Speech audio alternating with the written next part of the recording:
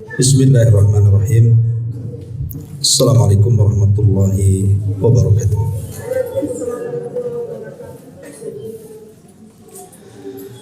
Alhamdulillah wassalatu wassalamu ala Rasulillah wa ala alihi wa sahbihi wa mawalah wa la hawla wa la quwata illa billahi wa ba'du. Alhamdulillah, di pagi menjelang siang ini kita bisa berkumpul di Saung Sunda Sawargi, dan pembahasan di hari ini kita akan membahas tentang al-fitnatu fi akhir zaman, fitnah-fitnah yang terjadi di akhir zaman. Ma'asyiral muslimin wal muslimat rahimakumullah. Sesuatu yang harus kita imani adalah kita wajib membenarkan apapun yang dihabarkan Nabi sallallahu alaihi wasallam. Makanya para ulama ketika membahas tentang keimanan kepada Rasul, salah satunya mereka mengatakan tasdiquhu fima akhbar. Seseorang wajib membenarkan apapun yang dihabarkan Nabi. 14 abad yang silam Nabi SAW sudah banyak menghabarkan tentang banyak peristiwa. Lah, peristiwa-peristiwa itu mencakup fitnah-fitnah yang akan berlaku di akhir zaman, dan hampir sebagian besar yang diprediksi Nabi SAW itu semua terjadi. Tentu ini bukan ramalan, karena Nabi SAW bukan seorang dukun. Yang diprediksi Nabi SAW murni datang dari wahyu yang Allah wahyukan kepadanya. Karena Allah Subhanahu wa taala mengatakan, "Wa ma yantiqu 'anil hawa in huwa illa wahyun yuha." Tidaklah Nabi bicara dengan hawa nafsunya, tapi Nabi itu bicara dengan wahyu yang diwahyukan kepadanya. Salah satu wahyu yang diwahyukan kepada Nabi SAW adalah penghabaran beliau tentang akhir zaman.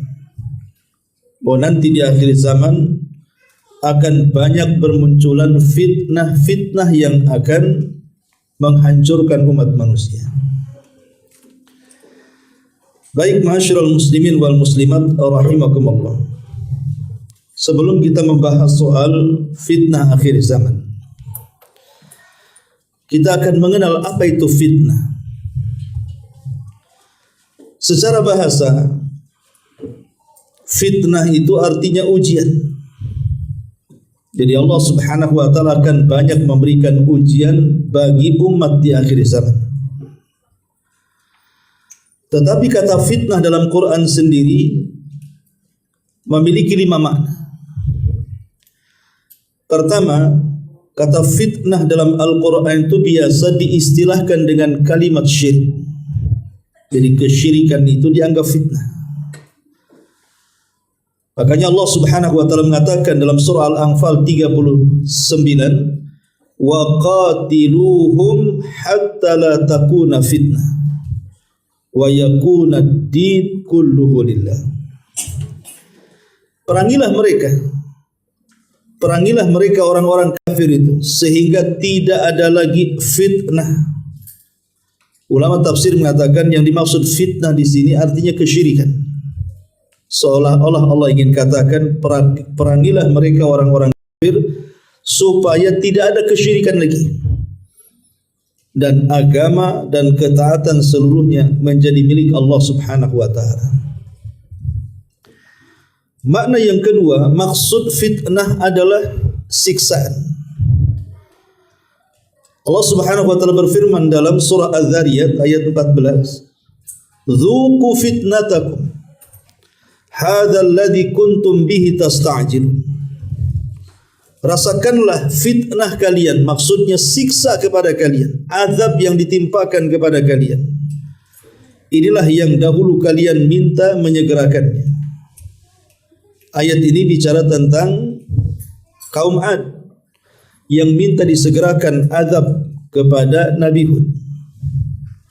Maka Allah Subhanahu wa taala sesuai dengan permintaan mereka, Allah kirimkan azab. Dan Allah katakan, "Dzuqu fitnatakum." Rasakanlah, inilah fitnah yang kalian minta. Maksudnya azab yang kalian minta ini. Kemudian yang nomor 3, fitnah itu bermakna ujian. Allah Subhanahu wa taala berfirman dalam surah Al-Anbiya 36, "Wa nabluukum bisyarri wal khairi fitnah." Dan sungguh kami akan menguji kalian dengan kejelekan ataupun dengan kebaikan dalam bentuk fitnah dan ujian. Jadi makna fitnah itu bisa juga diartikan ujian-ujian yang berlaku. Kemudian yang keempat, makna fitnah itu artinya bencana dan hukuman. Allah Subhanahu wa taala berfirman dalam surah Al-Anfal ayat 25, "Wattaqu fitnatan la tusibanna alladziina zalamu minkum khassa." Takutlah akan fitnah yang kalau seandainya datang bukan hanya menimpa orang-orang zalim secara khusus, tapi terkadang orang-orang baik pun terkena imbasnya. Maksudnya wattaqu fitnah, takutlah akan fitnah. Fitnah di sini artinya bencana ataupun hukuman dari Allah Subhanahu wa taala. Dan yang terakhir, makna fitnah itu artinya menghalang-halangi manusia dari jalan Allah Subhanahu wa taala. Itulah makna fitnah secara umum di dalam Al-Qur'an. Tapi yang dimaksud di sini, fitnah yang kita akan bahas, maksudnya fitnah akhir zaman, adalah gabungan dari makna tersebut. Bahwa banyak hal yang disabdakan Rasul 14 abad yang silam tentang fitnah-fitnah, ujian-ujian Allah ini kepada manusia. Seperti apa contohnya? Ma'asyiral muslimin wal muslimat rahimakumullah. Di antara fitnah yang akan berlaku yang disabdakan Nabi SAW, contohnya adalah di mana manusia di akhir zaman akan difitnah dengan berbagai macam jenis kekufuran yang disebut dengan fitnatut takfir. Nabi SAW mengatakan, "Ayyuma rajulin qala li akhihi ya kafir, faqad ba'a bihi ahaduhuma." Siapapun manusianya yang berkata kepada saudaranya, "Hei kafir," padahal dia tidak kafir, maka tuduhan kekafiran kepada orang lain itu bisa saja kembali kepada yang mengucapkannya. Jadi di akhir zaman akan muncul orang yang mudah mengkafir-kafirkan saudaranya.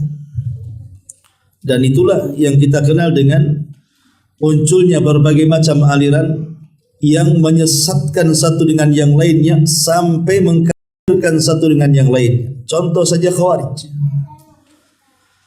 Munculnya Khawarij itu fitnah akhir zaman.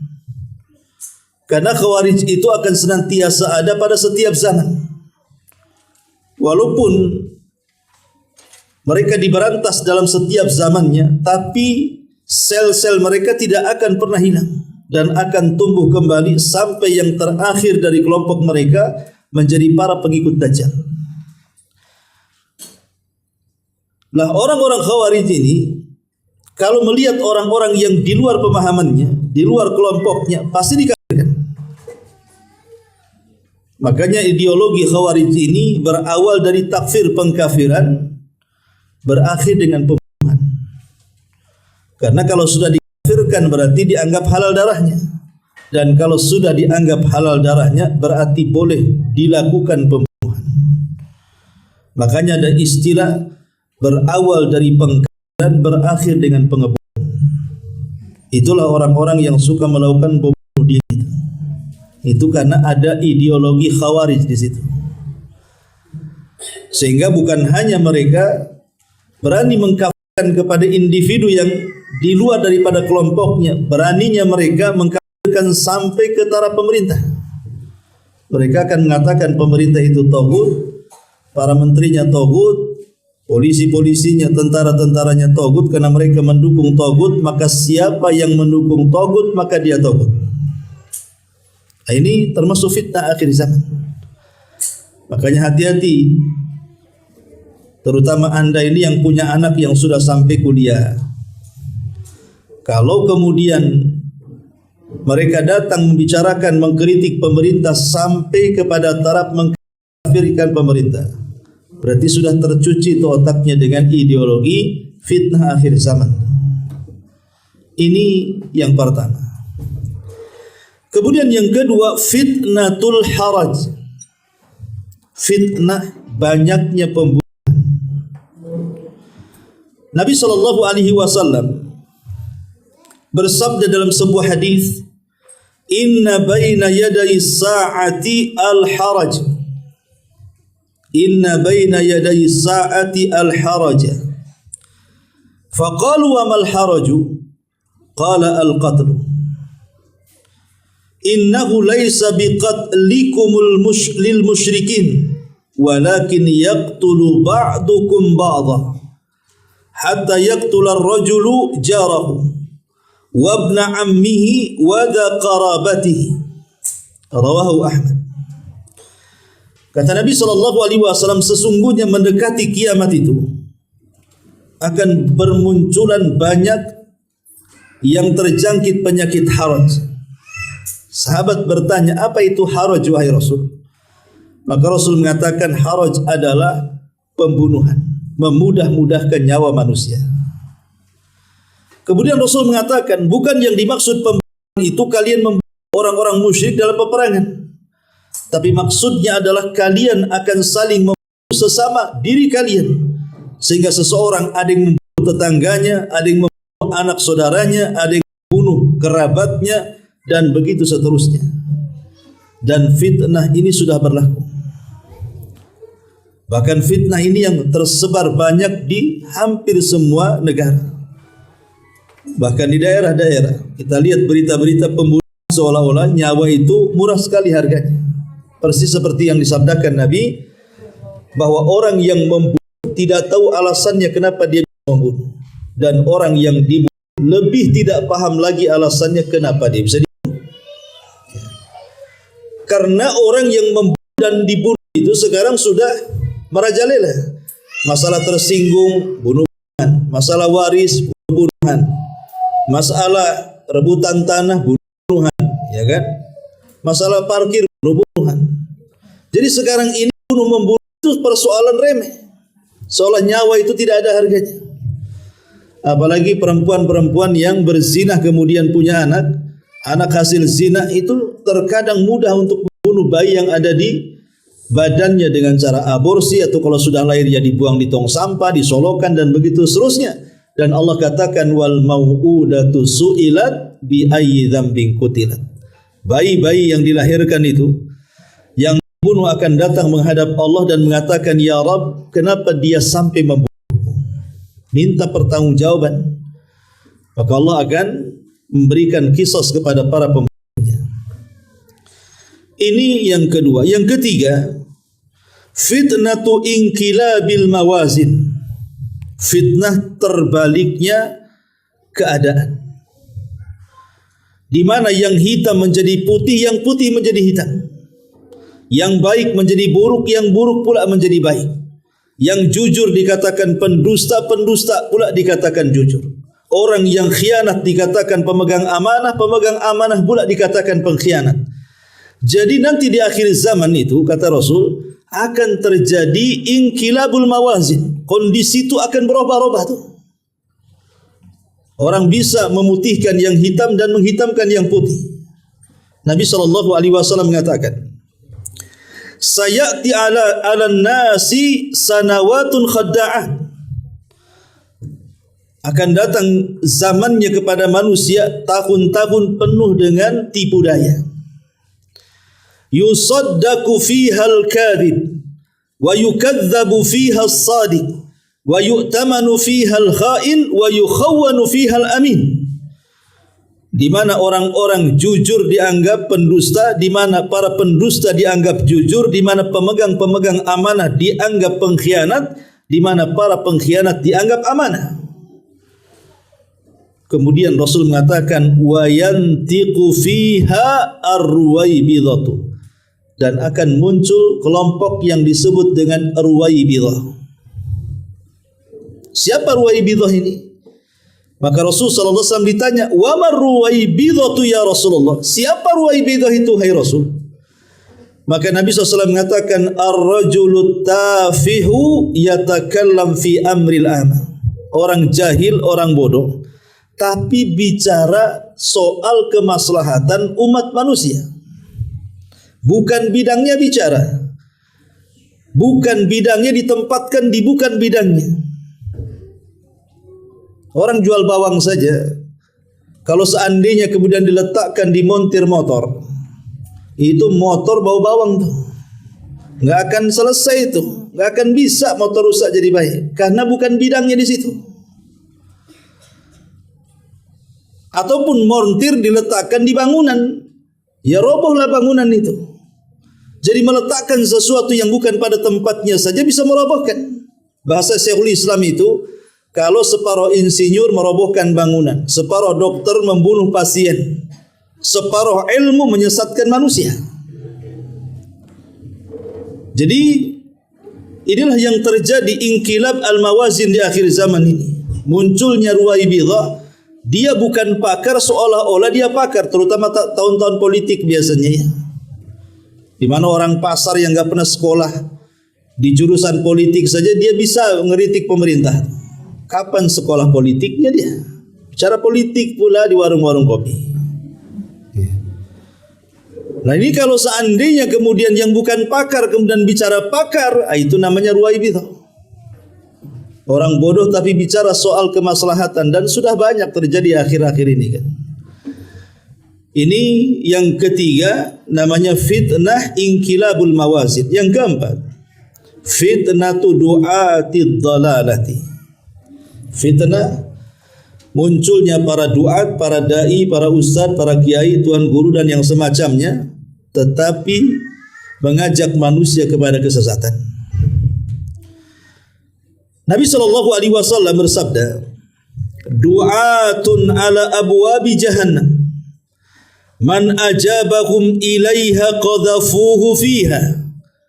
Nanti akan muncul para penyeru yang menyeru manusia ke pintu-pintu jahanam.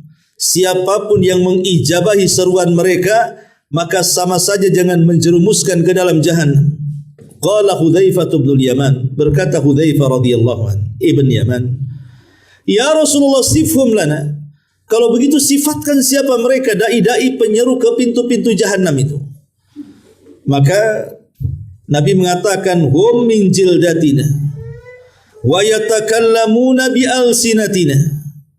Mereka bukan orang lain, mereka orang kita juga, dan mereka juga bicara dengan lisan-lisan kita, fasih bahasa Arabnya, pandai membaca Quran, pandai membaca hadis. Jadi bukan orang lain yang menyesatkan itu, tapi orang-orang kita juga yang sudah belajar agama tetapi menyesatkan manusia.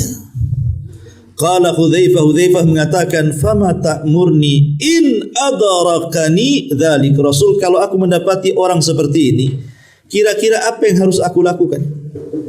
Maka Nabi SAW mengatakan, "Talzam jama'atal muslimina wa imamahum." Tetaplah bersama jamaah kaum muslimin dan para pemimpin mereka. Rawahul Bukhari wa Muslim. Karena biasanya ma'asyiral muslimin yang dimuliakan Allah Azza wa Jalla, ada beberapa, kita tahu ulama ini kan macam-macam. Ada yang disebut dengan ulama usultah. Ulama usultah itu artinya ulama yang bicara sesuai dengan kepentingan negara. Walaupun kebijakan negara salah, tetap dicarikan fatwa. Walaupun kebijakan negara itu menyelisih Quran Sunnah, tetap dibuatkan fatwa. Itu namanya ulama para penjilat pemerintah. Kemudian yang kedua ada namanya ulamaul ummah. Ulama yang hanya bicara sesuai selera umat. Mana kira-kira umat senang, itu yang dibicarakan. Mana umat-umat yang tidak senang, dia hindari itu bicara di situ. Ulama yang seperti ini dipastikan tidak akan mampu menyampaikan kebenaran. Karena dia akan bicara sesuai dengan yang umat senang saja. Kalau umat tidak senang, enggak mau. Umpamanya dia membahas tentang syirik, bid'ah dan yang semacamnya. Ini bahaya nih kalau dibicarakan. Nanti umat sesat. Nanti umat akan salah paham, nanti umat akan pecah belah. Kalau seandainya seseorang diam tidak menyampaikan kebenaran, lalu kapan kebenaran itu akan muncul? Kebenaran itu akan menyebar sampai kapan kebenaran tertutup-tutupi? Maka bahaya ulamaul ummah itu, karena dia hanya bicara demi kepentingan umat saja. Apa kata umat senang, ya bicara. Apa yang di umat tidak suka, ya nggak mau bicara. Harusnya para duat itu yang menggiring umat, bukan dia yang digiring umat.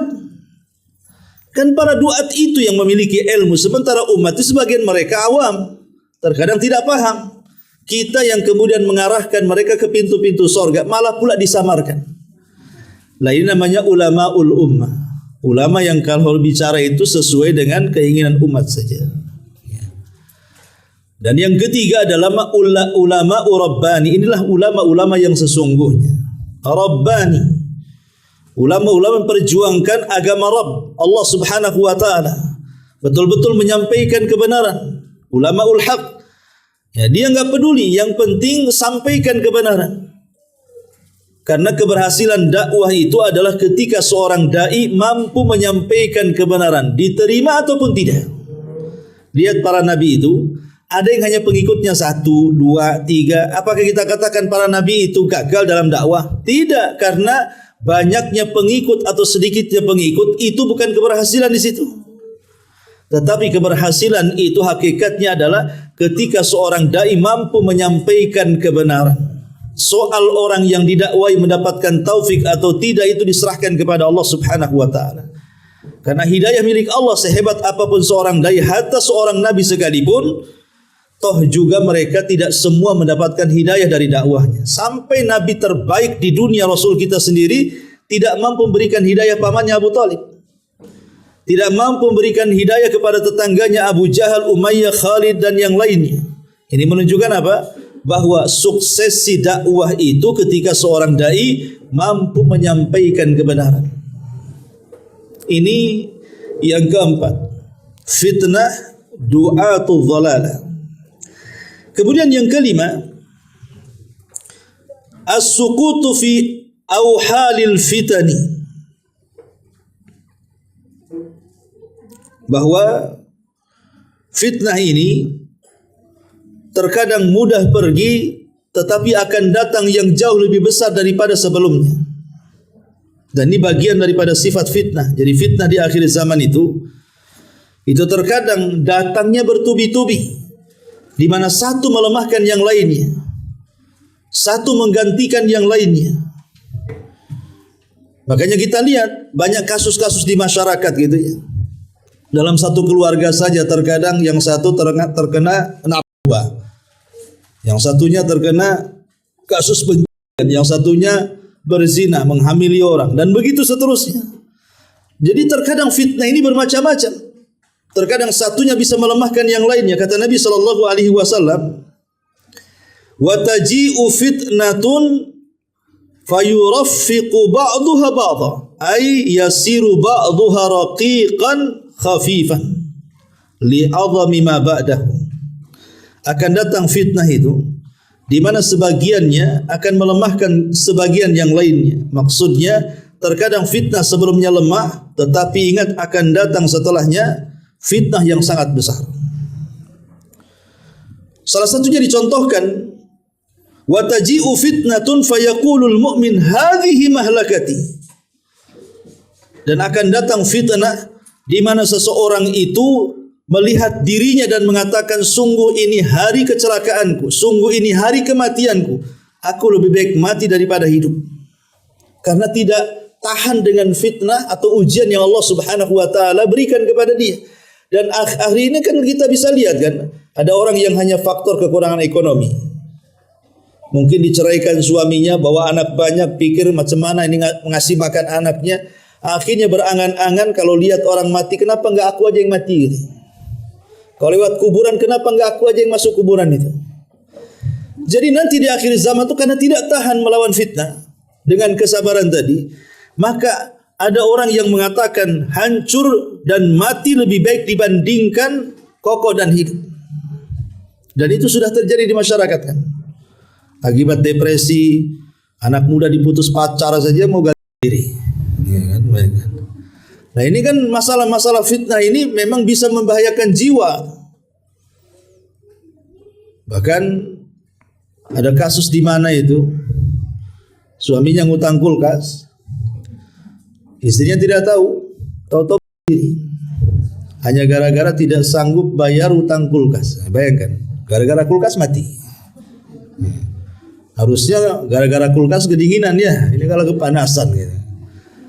Ini kan sampai terjadi kasus-kasus yang remeh-temeh seperti ini kok bisa menghilangkan jiwa. Nah ini kadang-kadang fitnah ini memang sifatnya seperti itu. Kemudian yang keenam, fitnatul mal. Fitnah harta. Nabi SAW mengatakan, inna likulli ummatin fitnah. Ay dhalalan wa maksiatan. Wa fitnatu ummatil mal. Sesungguhnya tiap-tiap umat ini punya fitnahnya sendiri. Maksudnya kesesatan dan kemaksiatan. Tetapi fitnah umatku kata Rasul adalah kekayaan. Makanya Nabi SAW sampai mengatakan saat datang rombongan para sahabat yang membawa upeti dari Bahrain. Karena Bahrain itu di zaman Rasul ditaklukkan Nabi, sehingga upetinya dibawa oleh para sahabat menghadap hendak dibawa kepada Nabi. Ketika itu Rasul sedang sholat subuh bersama para sahabatnya.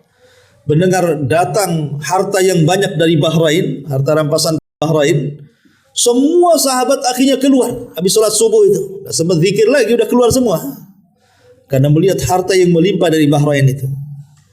Maka Nabi SAW langsung menasihati para sahabat dan mengatakan, wallahi mal faqra ahsya alaikum. Demi Allah kata Rasul, kefakiran bukan yang aku takutkan kepada kalian.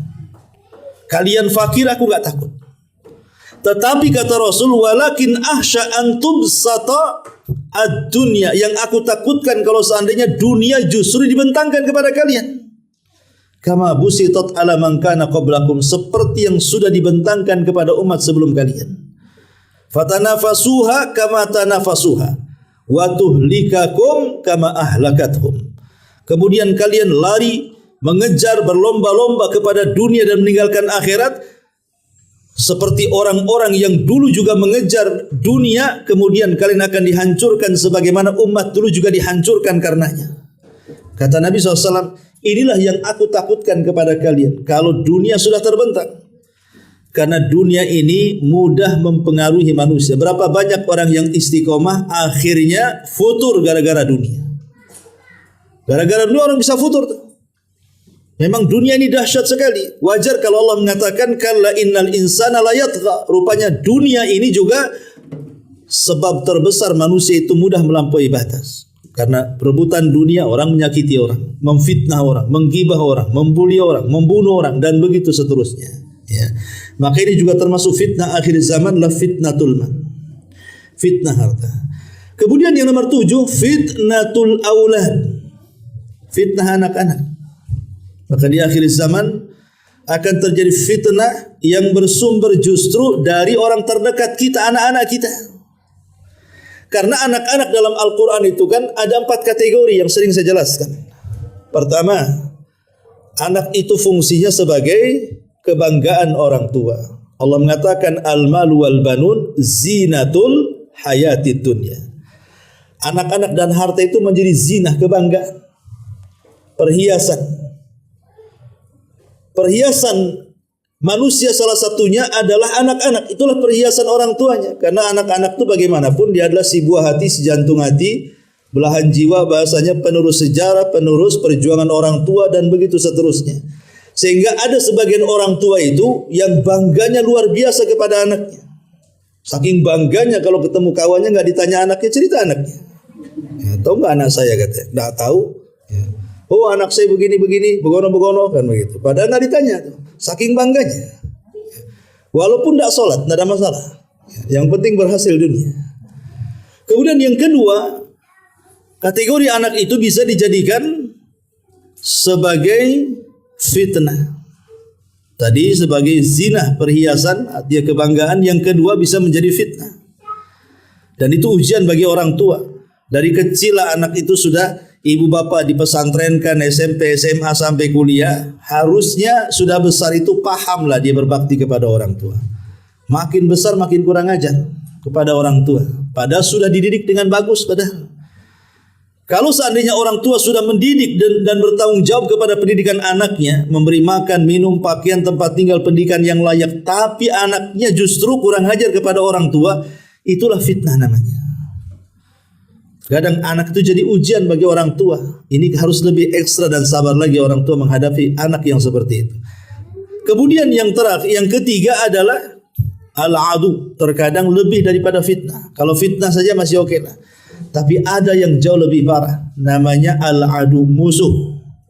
Terkadang anak-anak itu bisa menjadi musuh orang tuanya. Terkadang musuh secara ideologi atau musuh secara fisik.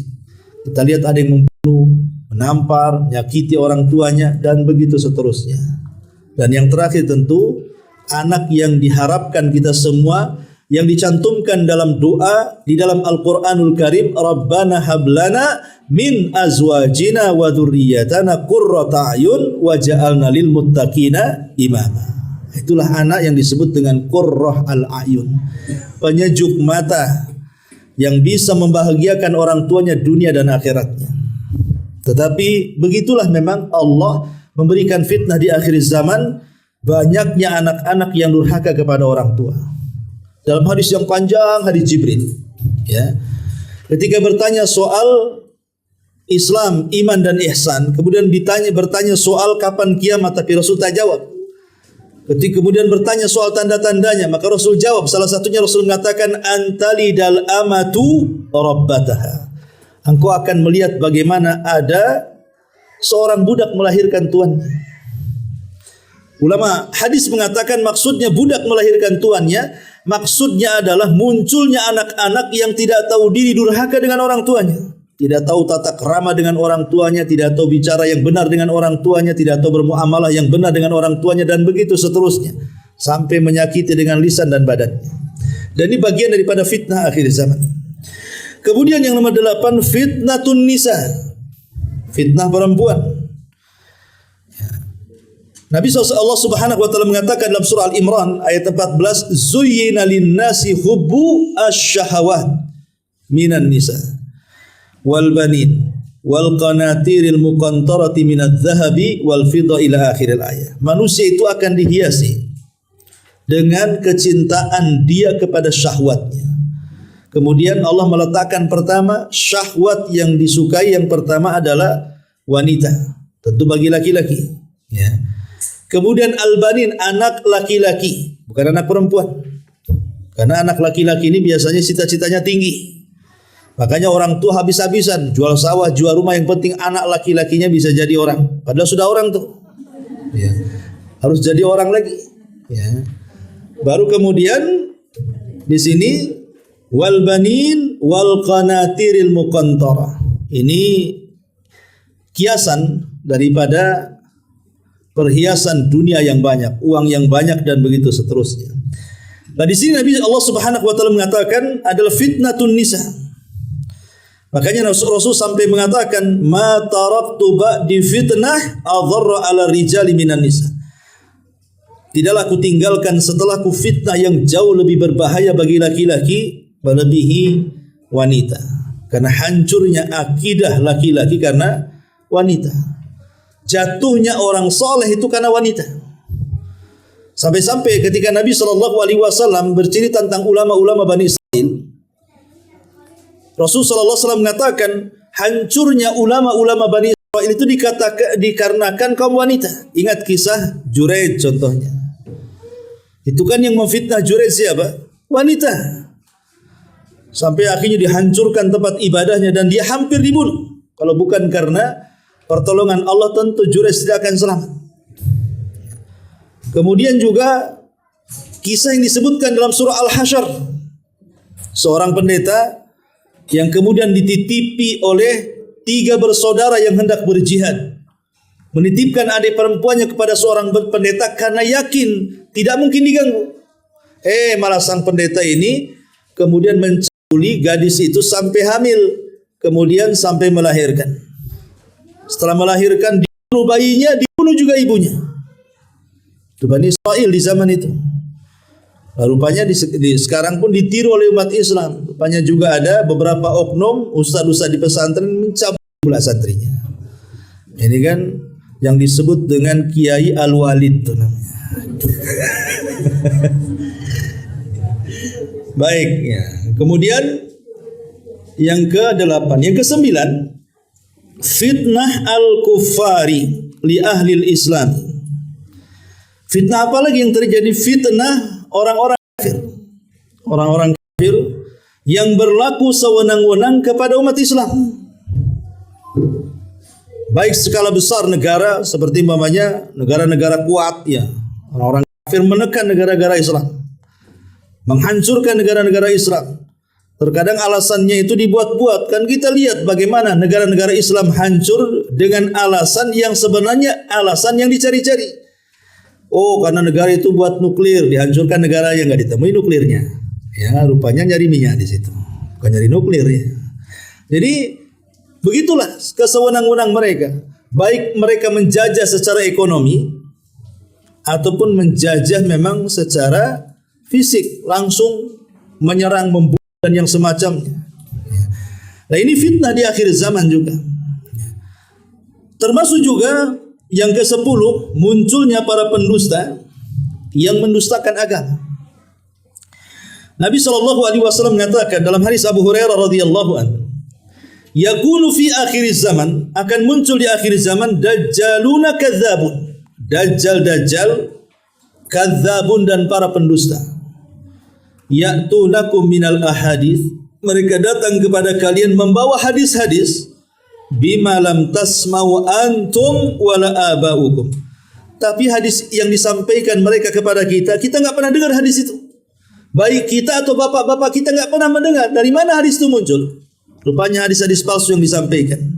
Fa iyyakum wa iyyahum, hati-hati kalian dan hati-hati dari mereka.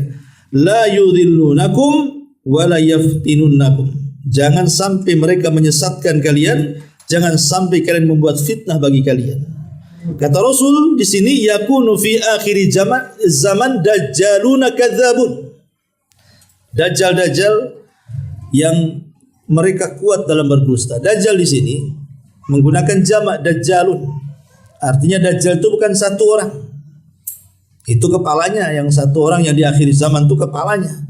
Tapi sebelum muncul dajjal yang memang dajjal aslinya, sebelumnya akan muncul dajjal-dajjal yang banyak. Mereka adalah para pendusta-pendusta agama.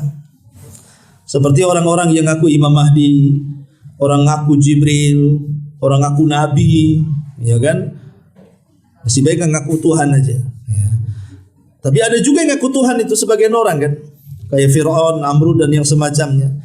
Tetapi orang-orang yang mengaku Nabi, mengaku Jibril, mengaku Imam Mahdi, mengaku macam-macam, mereka hakikatnya para dajjal. Mereka adalah para pendusta agama yang terang-terangan mereka mendustakan agama. Anehnya di negeri kita ini, sesat-sesatnya orang ada saja pengikutnya. Tidak di dunia nyata, di dunia gaib juga ikut. Siapa? Netizen. Kadang-kadang ada aja jadi pengikutnya. Tak siapa orangnya. Ini kadang-kadang betul kata penyair Arab itu, likul lisakitil lakit, setiap yang jatuh ada aja yang mungut. Setiap ajaran sesat ada aja pengikut, gitu maksudnya. Ya, ini juga termasuk fitnah akhir zaman. Kemudian yang ke-11, ya, fitnah kesesatan. Fitnah kesesatan ini artinya manusia-manusia mudah di akhir zaman itu menutup akal sehatnya dan memperturutkan hawa nafsunya. Nabi SAW bersabda dalam hadis Hudzaifah ketika menggambarkan fitnah di akhir zaman, apa kata Rasul? Tu'radul fitan 'alal qulubi kal hasiri 'udan fa ayyu qalbin ashrabaha nukitat fihi nuqtatu sauda wa ayyu qalbin anqaraha nukitat fihi nuqtatu bayda hatta tasira ala qalbaini alal abyad mithla as-safa fala yadurruhu fitnatu ma damatis samawati wal ard wal akhar aswad murbadan kal quzi muzahhiyan la ya'rifu ma'rufan wa la yunkiru munkaran illa ma ushriba min hawahu, rawahu Muslim. Kata Nabi SAW, akan ditampakkan fitnah itu kepada hati-hati manusia seperti tikar anyaman yang dianyam seutas demi seutas. Maka hati mana saja yang menyerap fitnah itu, meminum fitnah itu atau menyerap fitnah itu, maka akan diberikan titik hitam satu titik di hatinya. Dan siapapun hati yang mengingkari fitnah itu, maka akan diletakkan titik putih di hatinya. Sehingga ada dua hati di sini. Ada hati yang sangat putih bersih dan tidak akan dimadaratkan fitnah selama tegak langit dan bumi. Tapi ada hati yang sangat hitam seperti gelas yang ditelungkupkan. Gelas kalau ditelungkupkan begini, atasnya kan gak ada lubangnya, karena lubangnya di bawah. Sehingga kalau diisi air, namanya gelas ditelungkupkan, diisi air, airnya mau masuk dari mana? Pasti airnya akan keluar kan gitu, tidak akan masuk ke dalam gelas. Maksudnya, kalau hati itu sudah banyak fitnah, nasihat apapun mau dari kiai, mau dari syekh, mau profesor, ulama, nggak akan diterimanya, nggak akan masuk ke dalam hatinya. Lah ini fitnah akhir zaman. Nanti ada orang-orang itu yang degil, yang keras kepala, yang hatinya susah dimasuki nasihat. Ini bagian dari fitnah. Ya, orang tua nasihati anaknya nggak peduli, saudara menasihati saudaranya nggak peduli, ya, kawan-kawan baiknya, akrabnya menasihati dengan kebenaran nggak peduli. Nah, ini orang-orang yang sudah tertutup hatinya, dan itu akan ada di akhir zaman seperti gelas yang ditelungkupkan. Nasihat-nasihat wejangan ayat Quran Sunnah nggak akan dipedulikan sama dia. Kenapa? Karena hatinya sudah tertutup hawa nafsu tadi, sehingga susah celah kebenaran masuk ke dalam hatinya. Ma'asyiral muslimin wal muslimat rahimakumullah. Dan yang terakhir, walaupun banyak tentu karena waktu, fitnatul jahli, fitnah kejahilan. Manusia sudah malas hadir di pengajian. Selama saya ngaji di sini ya ini aja wajah-wajahnya yang hadir. Yang baru adalah 1-2 kan. Malas orang. Kadang-kadang yang istiqomah saja, kadang-kadang kayak puasa Daud, kadang hadir, kadang tidak. Ya. Jadi nanti di akhir zaman memang seperti itu. Tapi ya tidak masalah. Makanya sebenarnya menuntut ilmu itu tidak perlu rajin setiap hari. Takut bosan. Ya. Sekali-kali, tapi jangan sekali ngaji tak hilang lama kali gitu ya. Tapi kan sekali-kali maksudnya istiqomah. Supaya apa? Supaya terbebas dari kejahilan. Karena kan inti daripada antum atau antuna ini datang ke tempat ngaji itu sebenarnya satu. Tujuannya ya, satu adalah mengikhlaskan niat, ingin mendapatkan pahala. Oke lah, mungkin tidak dapat ilmu karena ini ustadz ini itu aja materinya. Saya sudah tahu. Ya, kan ada orang yang malas ngaji karena sudah tahu materinya, pernah dengar. Ya, niatkan yang penting saya duduk dapat pahala di situ kan. Yang kedua adalah mengangkat kejahilan. Pertama kejahilan kepada diri kita sendiri. Yang kedua untuk mengangkat kejahilan kepada orang lain. Minimalnya ilmu yang dapat di pengajian itu disampaikan dalam keluarga. Karena di antara fitnah akhir zaman ini adalah tersebarnya kejahilan dan juga hilangnya ilmu pengetahuan. Karena orang sudah malas lagi duduk belajar agama dan mereka lebih mengejar dunia. Dan ini fitnah akhir zaman. Baik, banyak fitnah-fitnah yang lainnya. Kemudian secara ringkas sekarang, bagaimana cara terhindar dari fitnah-fitnah itu? Ma'asyiral muslimin wal muslimat rahimakumullah. Adapun solusi supaya kita tidak terjerumus kepada fitnah atau menghindarkan diri dari fitnah itu, pertama adalah kembali kepada Allah. Berdoa kepada Allah Subhanahu wa taala agar kita dijauhkan dari fitnah. Karena kalau kita menjauh dari fitnah tidak akan bisa. Fitnah itu ada di mana-mana. Fitnah yang saya sebut tadi itu ada di mana-mana tuh. Mau fitnah harta, fitnah wanita, fitnah macam-macam itu ada di mana-mana. Kalau kita mau menjauh dari fitnah tidak akan bisa. Contoh mamanya orang kalau sudah keranjingan judi ataupun orang yang sudah suka dengan zina, suka dengan khamar dan begitu seterusnya. Itu perainya sebentar aja itu. Mungkin karena habis duitnya, mungkin karena juga ada penyakit yang menyerangnya. Setelah sembuh ada duit, balik lagi dia ke situ. Jadi kalau kita mau menjauh fitnah ini kadang-kadang susah karena sudah menjauh ketarik lagi, sudah menjauh ketarik lagi. Bagaimana caranya kalau kita ini ingin terhindar dari fitnah? Minta kepada Allah agar Allah yang menjauhkan fitnah dari kita, bukan kita yang menjauh dari fitnah. Allah yang menjauhkan kita dari fitnah. Sebab kalau Allah yang menjauhkan kita dari fitnah, maka pasti kita akan tidak terkena fitnah. Tapi kalau kita yang menjauh tanpa pertolongan Allah, maka satu hari akan balik lagi ke fitnah itu. Ini yang pertama. Kemudian yang kedua, al-isti'adatu billahi min syarri syayatinil insi wal jin. Berlindung kepada Allah karena fitnah ini kan umumnya sumbernya dari dua. Pertama syahwat dan syubhat. Adapun syubhat dari setan, adapun syahwat dari hawa nafsu.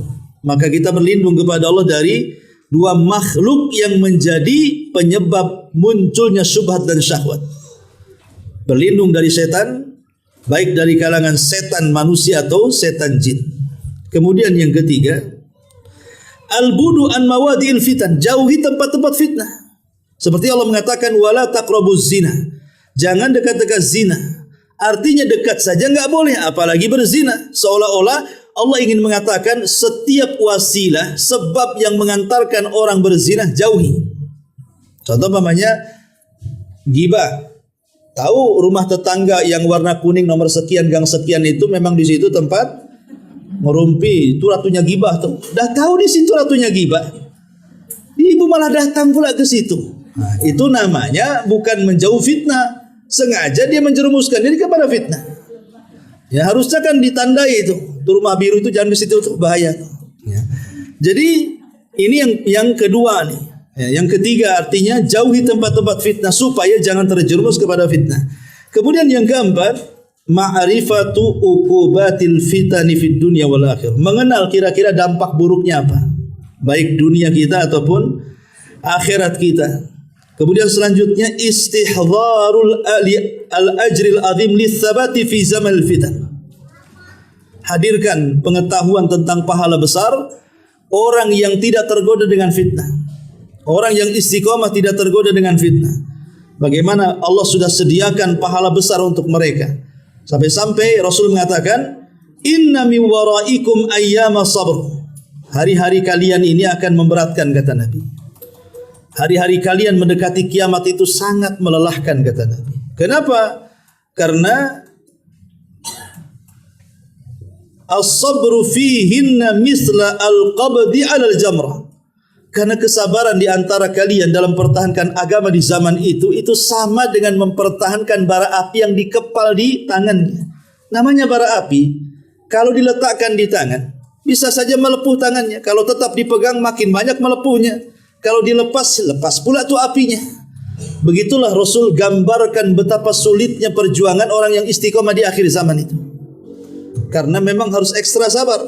Tapi Rasul menjanjikan lil amili fihinna mislu ajri khamsina rajulan ya'maluna misla amalikum. Tetapi kata Rasul, orang yang beramal, mempertahankan sunnah, menjauh dari fitnah di akhir zaman di antara kalian sama dengan 50 para sahabat yang beramal seperti amalan kalian. Lihat bagaimana pahala kita seperti 50 para sahabat kalau kita sabar di atas sunnah di tengah-tengah gelombang fitnah. Dan yang terakhir tentunya al-mubadaratu bi amalin salih. Untuk menghindar fitnah adalah sibukkan kita dengan perkara-perkara manfaat, amal saleh. Ketika orang bergibah, kita sibukkan dengan zikir. Gitu ya. Ketika orang berzina, ya kita melampiaskan kepada yang dihalalkan oleh Allah istri kita. Ketika kemudian orang sibuk melakukan bid'ah, ya kita perjuangkan sunnah. Ketika orang terjerumus kepada syirik, kita pertahankan tauhid. Jadi kebalikan dari kemaksiatan, orang melakukan maksiat kita taat, itulah yang bisa menghindarkan kita dari fitnah. Inilah di antara sekelumit dari pembahasan fitnah akhir zaman. Wallahu alam. Sebelum saya tutup, silakan kita buka tanya jawab. Kalau nggak ada, kita tutup. Baik, nggak ada. Subhanakallah bihamdika, asyhadu an la ilaha illa anta, astaghfiruka wa atubu ilaik. Allahu ta'ala alam. Assalamualaikum warahmatullahi